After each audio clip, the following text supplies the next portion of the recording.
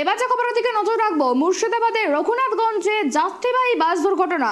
এই দুর্ঘটনার জেরে মৃত এক, আবারও জানিয়ে রাখি, যাত্রীবাহী গাড়ি উল্টে জখম হয়েছে 6 ব্যক্তি এবং মৃত এক। রঘুনাথগঞ্জে ঘটনাটি ঘটেছে। এই বিষয় নিয়ে বিস্তারিত জানবো। আমাদের সঙ্গে টেলিফোন লাইনে জুড়েছে আমাদের প্রতিনিধি মিলন। মিলন, কি ঘটেছে, কিভাবে হলো এই দুর্ঘটনা, কি জানা যাচ্ছে?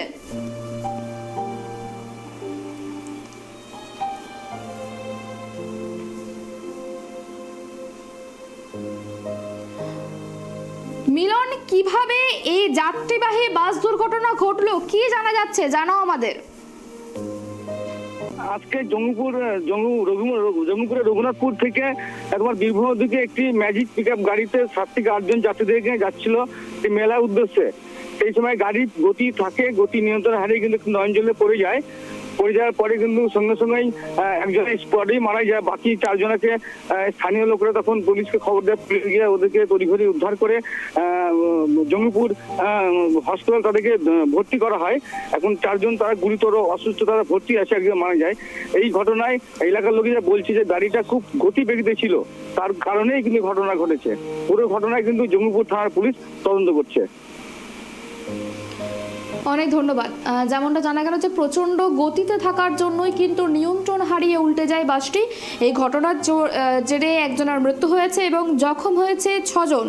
শনিবার ঘটনাটি ঘটেছে মুর্শিদাবাদের রঘুনাথগঞ্জের ওমরপুর এবং বীরভূম জেলার মুরারাই থানার মাঝামাঝি যে স্থান, সেই রাজ্য সড়কে। নিহতদের নাম দুঃখু মণ্ডল, বাড়ি রঘুনাথগঞ্জ থানার অন্তর্গত লাল খান্দিয়ার এলাকায়। জখমদের উদ্ধার করে জঙ্গিপুর মহকুমা হাসপাতালে ভর্তি করা হয়েছে। গাড়িটি রঘুনাথগঞ্জ থেকে বীরভূমের দিকে যাচ্ছিল, তখনই দুর্ঘটনার কবলে পড়ে এবং দুর্ঘটনায় মৃত ব্যক্তির দেহ পুলিশ ময়না তদন্তের জন্য পাঠিয়েছে।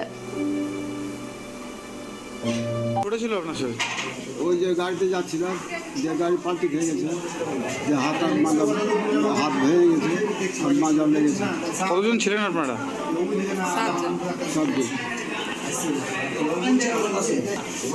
আপনার কি ভেঙেছে? আমার হাত ভেঙেছে। ঘটনাটা কি ঘটেছিল? এই শাক আলু নিয়ে যাচ্ছিলাম, পাকুড়িয়া মেলা, গরম জলের মেলা দিয়ে যেতে যেতে মহিষপুরের হাঁপাপিতে ওখানে গাড়ি পাল্টি খেয়ে যায়। পাল্টি খেয়ে 7 জনের মধ্যে একজন নিহত আর 7 জন 5-4 জন আহত।